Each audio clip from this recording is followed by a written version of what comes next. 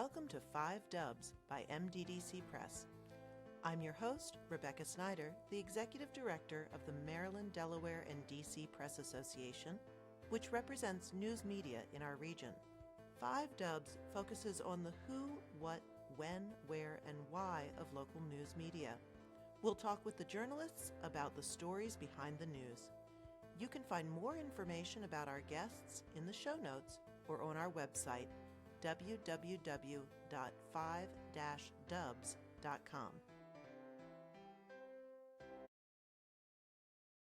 Welcome. Today we have Rona Kobell, who is the founder of the Environmental Justice Journalism Initiative, producer of a new documentary, Eroding History, and oh my gosh, a host of other things. I don't think I can unfurl all the things you do, Rona, but welcome to the program. Thank you. Thank you for inviting me.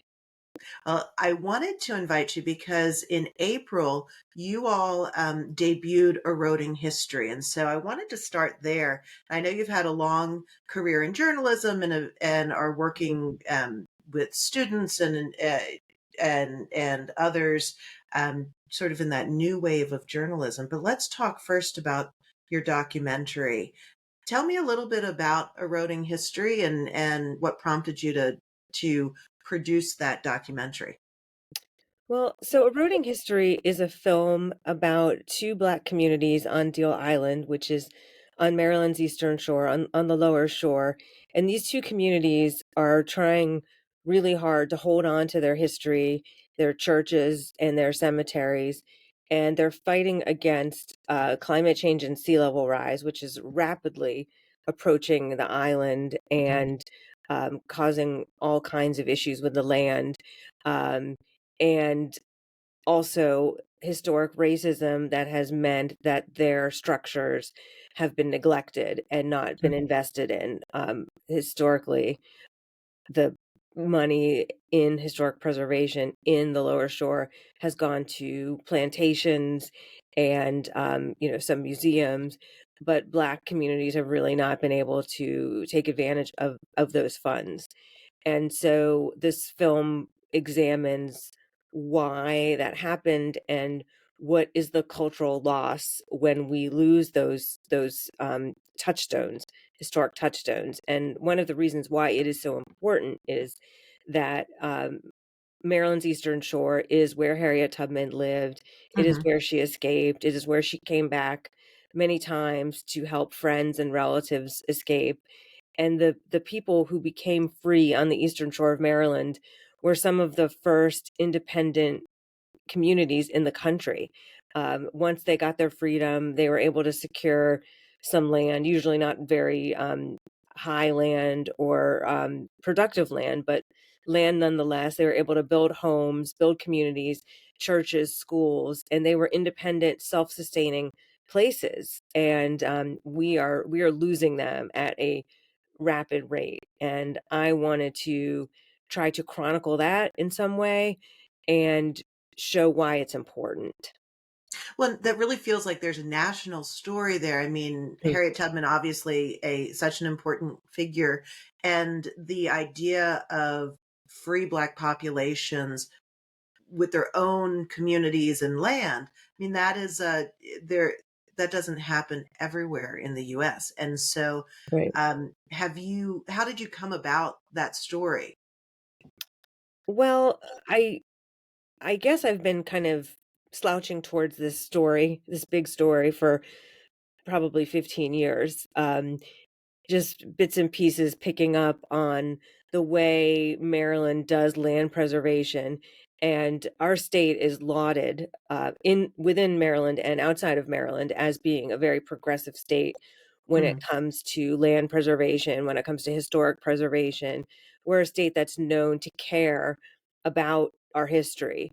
And I started to notice that that didn't seem to be the case in many Black communities, that there were churches and cemeteries that were just vanishing, and that the open space regulations that we have, while very laudable in Maryland, they don't account always for the historic and cultural importance of places. They focus more on where is the land? Is the land developable? Is the land large?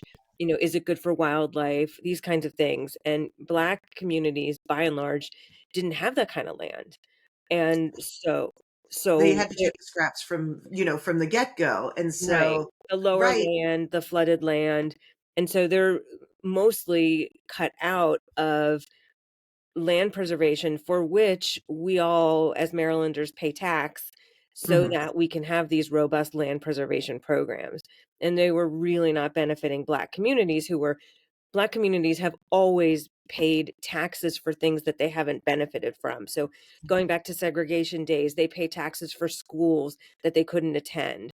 They paid, business taxes, to support restaurants that they weren't allowed to eat in. So to me, it seemed like it was yet another tax on a people that wasn't really able to benefit from that. Now, it isn't just African Americans who can't benefit from that. I mean, I live in a home with, I don't know, 0.15 acre of an acre. I'm not going to get any land preservation money either. But for people who had land, Mhm. um, and had something, of value on it, they were really being excluded from that. And it's changed somewhat. We now have quite a large fund in Maryland for African American historic preservation, which we didn't have. It was paltry, and now it's under Westmore. It's grown, but it's not big enough for every project that would like to be preserved. So we Well, still we and I would still imagine there's deferred maintenance and there's right. so much to catch up with Right. And as well. so the people who own the land historically in Maryland, the landed gentry, were a lot of them were slave owners. And so their property gets passed down generation to generation. And maybe the people of my generation want to put it in preservation. And so they do. And so they've benefited now twice. Once from having enslaved labor that they didn't have to pay, and now profiting from getting their land preserved. And so I just felt like the whole thing was worth more of an examination. And I actually went to grad school at University of Maryland because I wanted to look into this more. And I ended up writing my thesis about all of this. And I referred to it in the thesis as rural redlining because I Mhm. felt like Baltimore, as I'm sure your listeners are aware, was the first city in the United States to codify redlining and to basically make it a practice that certain areas of the city were not going to be allowed, um, Black buyers were not going to be allowed there. And it was very systematic, very deliberate, very well known. It lasted until about 1920 when the courts said no more, but then it Mhm. still lasted because it was Right, already culture. in place. Mhm. And rural redlining to me was not as deliberate, but the results were the same in that Black people became disenfranchised and they lost their property and their generational wealth. And so they couldn't pass down their homes and their land because it wasn't worth much anymore to the next generation. So I just felt it was all something that I hadn't really heard other people talking about. Mhm. At least here in Maryland. And I thought it was something that was worth looking into. And so that's that was the beginning of eroding history. Mhm. It And that's began, huge. yeah. I mean, it's such an interesting area, and that we're sort of the intersection of the environment and social Mhm. justice and public policy all rolled up into this one huge tangle a with an incredible sense of urgency, because those, Mhm. if you look at the trailer, and we'll put it in the show notes, the link to History's trailer, like, you're seeing the flooding happen almost before Mhm. your eyes. It's not a esoteric issue. And so I Yeah. wanted to ask you, I mean, you've been a journalist for a really long time. I mean, seasoned, and a wonderful and varied career. Um, so how do you weave that journalism into a project like this? Is producing a documentary um, sort of a different piece because you're telling a story? The narrative has to fit different ways. How do you reconcile the two? It's really different because the thesis was, I don't know, 100 pages. And so there's a lot of words in that. Right. And those don't translate really well into film when you're talking about policy and different aspects of how we got here historically. I mean, the film really works because of my two partners, Andre Chung and Sean Yost. Andre is the director, and Sean is basically my producing partner. The three of us co-wrote the film, and we really, I mean, I'm the producer, but we really all kind of co-produced it. And Andre edited the film, but we were in the editing room. One of us was in the editing room with him most of the time, Mm, and we kind of edited it collaboratively. So it was mm, really the three of us together working on this film. And I think the reason it worked is because they had a vision from the very beginning of what the film would be. And when they came to me and said, we want to make a film. I guess I should back up a little bit. mhm. Sean and I have been friends for a long time, and he and Andre, who I also have known for a long time, were on the Eastern Shore, and they were making a film about the last lynching in Maryland, which took place in Right. Salisbury. And I texted Sean a photograph of the graves underwater, and I said, "This is what I'm working on." We were just chatting about something, and he showed it to Andre, and they said, "Hey, we're not that far away from there. Let's go check it out." And so Mhm, they drove over to Deal Island to see one of the churches I'd been writing about, and they were very moved by what they saw. And they're both filmmakers, experienced filmmakers, so mhm. they immediately saw the visual potential there Right. without really knowing a whole lot about the story. They just saw the visuals and thought this could make a really good film. And so they had really the vision of how to tell the story in pictures. Um, Mhm. and I was sort of like, okay, if you see it, let's give it a try, because I Right. wasn't quite sure. I wasn't always sure that it was going to work as a film. It hadn't occurred to me that it would be a film before they contacted me and said, "Let's do a film."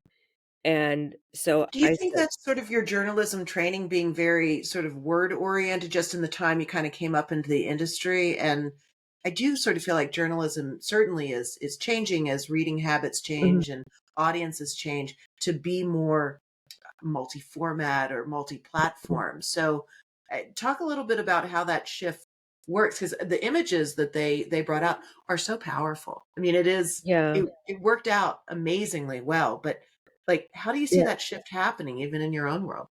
Well, I mean, I was open to it because I felt that the story was really powerful. And to the extent I was thinking about doing anything with my thesis after I passed and graduated and had that out And of the way. congratulations. Thank you. I had been thinking about a book, which is actually, we can talk about that in a little bit, but that's what I'm working on right now. So I was thinking, oh, this could be a book. Mhm, I just didn't really think film. But when they said film, I did think, "Oh, yeah, that, visually, that would really work." And, I had made a few films before. I made a couple of films when I was at Maryland Sea Grant, short films, mhm. 7 minutes, 5 minutes, and, I produced them with students at Morgan State who directed it, and I felt like, "Oh, okay, yeah, we could do this." And I was starting to think I already knew the people who would be good to feature in the film, but what I didn't know is, would they be good on film? Because So hard to know. Yeah. it's one thing to interview someone, and, it's very different to interview someone for print and get, your 2 or 3 good quotes that you want, than have them on camera.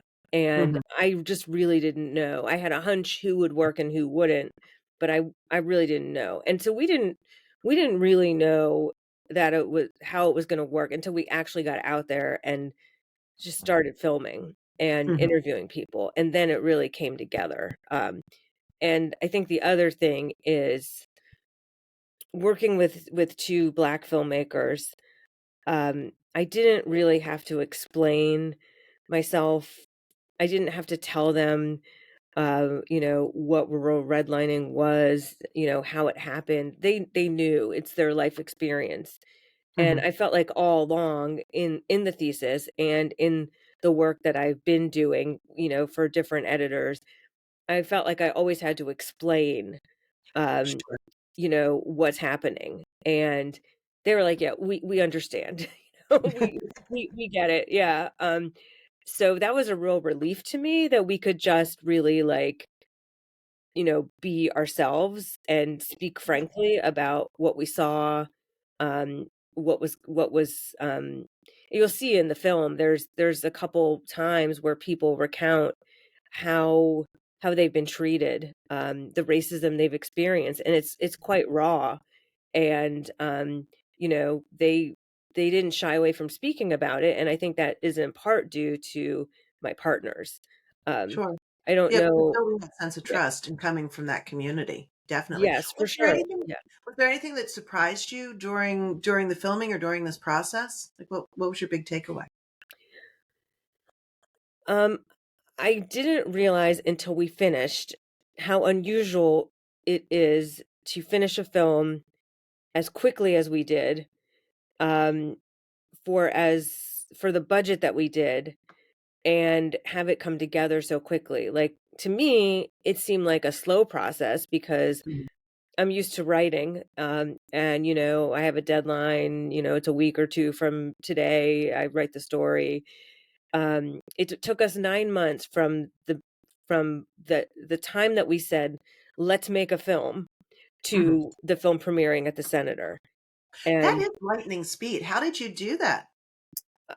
I mean, we Magic. were very one thing that helped a lot was the Senator gave us a deadline, so That deadline is so compelling. deadline really is compelling. So, they gave us a deadline, for we were one of the films at the Loyola Environmental Film Festival, and Loyola is where I'm teaching this year, a wonderful school, Loyola University of Maryland. And so we had a date, and we kind of worked backwards from that date.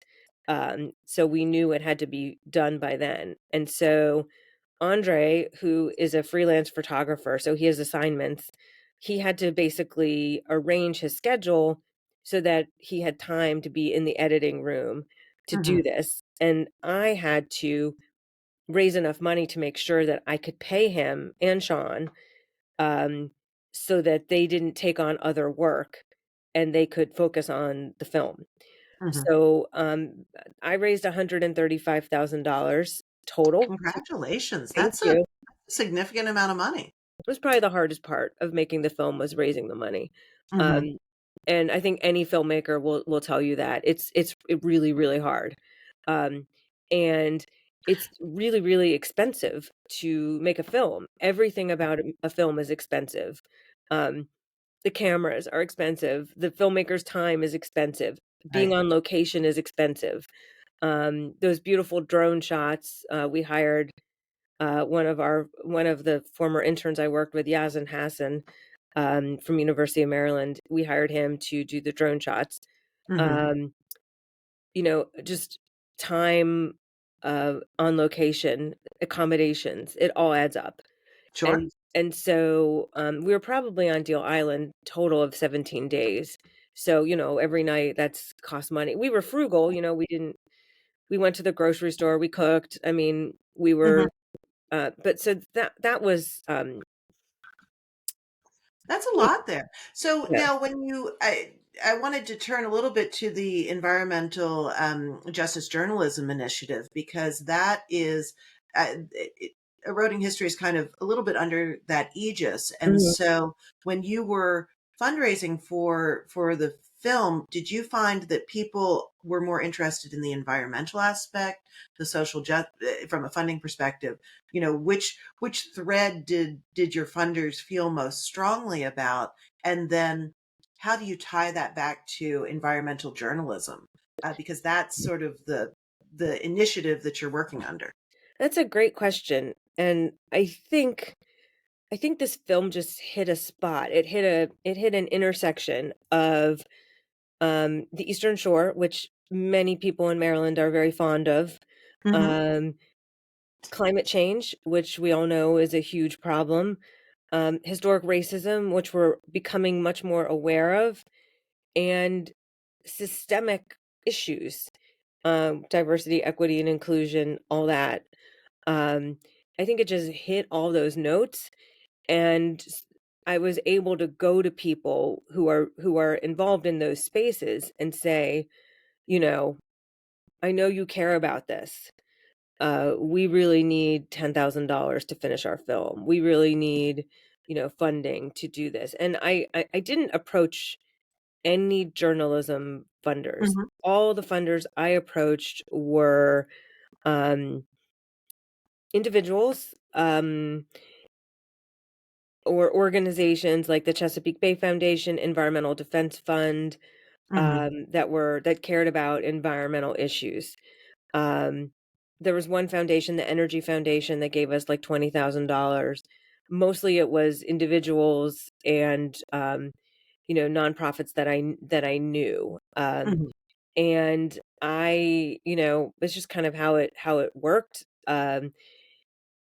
I We're talking about another film, and I'm kind of dreading this process again because I It's don't hard. know. Yeah, it's like what what hits people, what moves people, um, is kind of hard to predict, but Hmm. I think Eroding History just kind of hit people where they were in some way, like they got it and they felt like they wanted to support it and be part of it.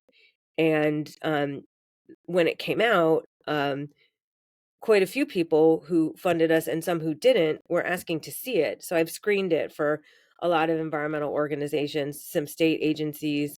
Andre Sean and I have screened it together. We screened it at the MLK Library in DC, at the Senator, Hmm. for different museums. And I've myself have screened it for like a lot of the Chesapeake Bay groups. Sure.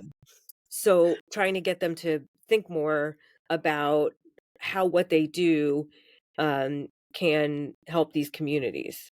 Yeah, to be more intentional. Mhm. So earlier you said you were teaching at Loyola in Baltimore City this year. Are you teaching journalism or environmental? What are you teaching? I teach a class called Topics in Environmental Justice Journalism, and it's kind of a combination of Chesapeake Bay journalism, which I've been doing a really long time, um, and environmental justice history. So we look Mhm. at things through the lens of environmental justice, whether they're stories that you think are environmental justice stories or not. So, for example, last night we talked about the Conowingo Dam, which is a really big issue in the Chesapeake Bay. The dam was built in the 1920s to generate power. There's a reservoir behind the dam with all the sediment, and it's filling up. And what do we do? Mhm. And that might not sound like an environmental justice story, but it's baked into that is, if we shift responsibility entirely to the dam and we say that individual counties aren't going to do their part because of what Pennsylvania is doing or not doing, or what Exelon is doing or not doing, then we're shifting the burden of who pays for local stormwater to jurisdictions that can least afford it, like Baltimore City and Right. Baltimore County, and other Democrat counties that are not going to say, we're not going to pay our fee, we're going to pay the Mhm. fee. So Republican counties like Carroll and Frederick that are not paying the fee are basically shifting the burden of environmental protection to blacker, browner, and poorer jurisdictions. Mhm. So sometimes we don't think there's an environmental justice component to a story, but there is. And I think there's an environmental justice component to many stories because Sure. it's about what you leave out, what you don't focus on. Um, and also, in terms of inclusion, who are you talking to in the stories? Who's getting a voice? Mhm. Um, and it's not always really even um, people of color or lower income people. It can also be people who just haven't had a voice for whatever reason. Um, One of my students who is from Harford County just contacted me about a project that she did in my class when I taught at Towson University last year, um, about this big, I think it's like a storage facility that they're trying to build in her neighborhood. Huh. And it's a middle class neighborhood in Harford County, mostly white. But they don't want this. It's going to destroy a forest, and they feel like they haven't had a voice. And so her project was to find, people in the community and speak about why they didn't want this and what it was going to do to their neighborhood. And so, I think environmental justice is a very broad topic. It And is. one And thing oh, go ahead. I'm sorry. that I try to tell my students is environmental justice is not just about, bad things coming into neighborhoods that don't want them.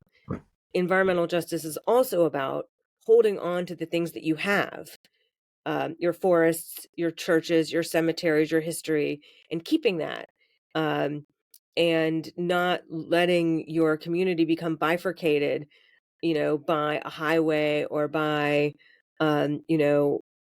something else. And it's often black and brown and less well-off communities that bear the brunt of these things, Hmm. but it's not always.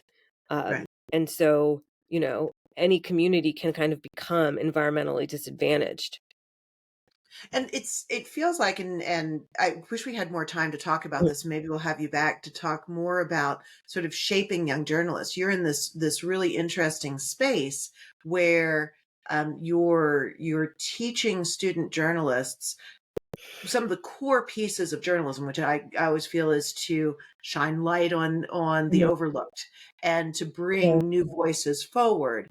But you're doing it around these issues of social justice and climate Mhm. change. Um, do you feel how do you how do you reconcile, or is there a caution that you have in terms of promoting a particular viewpoint as you navigate through the big issues in Mhm. how the coverage happens? Well, my co-founder Donzel Brown and I, when we started this, we were deliberate that we weren't. We're not an objective news organization. We are an organization with a point of view. We care about Maryland and Baltimore, and we see environmental injustices, and we want to shine a light on them. We also feel very strongly that environmental journalism as a profession is very white. In my thesis, Mhm. I forget the statistic, but environmental journalism is one of the whitest disciplines among journalism. So more white than political journalism or health journalism. And one of the ways that we do intend to make it more diverse is by covering it in a different way that looks at these sociological factors and not just, environmental journalism used to be, good looking guys in canoes paddling around and Right, and please. Yeah. and climbing rocks and all that, and that's great. They can still do that, but they need to make room for some other people, and they need to look at things like lead, like sewage lines, like Mhm. you know like you know taking open land and putting a jail there and what that will do in terms of impervious surface and what that will do in terms of breaking up a community, highways, housing. This is all part of environmental journalism. Mhm. And so I think, we need more reporters of color in environmental journalism. It's crucial that we have that. And um, we need that because we need people who don't look like me to be telling these stories in these neighborhoods where people are most affected. And so our organization's motto is our community, our story. And we're trying to raise a generation of journalists who are coming from places that are marginalized and teaching them, how to tell their stories. And then if they choose to do journalism, that's great. But if they choose to run for office, or they choose to, you know, start a nonprofit, or be an advocate, or whatever they choose to, you know, change the mission, um, we're good with that. I mean, we're um, you The know, underpinnings of journalism are yeah. so helpful. I mean, it teaches critical thinking, and I noticed, and we'll talk later about the intern program that you have, and also Mhm. because it's very close to MDDC's heart. We run a Mhm. internship program that tries to bring more Mhm. diversity into the newsroom, Right. because you can't accurately cover a community if you don't reflect the diversity of that community. Absolutely. Yes. And that's not to say that, everyone doesn't have skills and things to bring into their Mhm. reporting, but I think it's really, I'm fascinated by the way you're thinking about these topics and moving them forward in Mhm. the context of today's needs, Right. and bringing more voices in.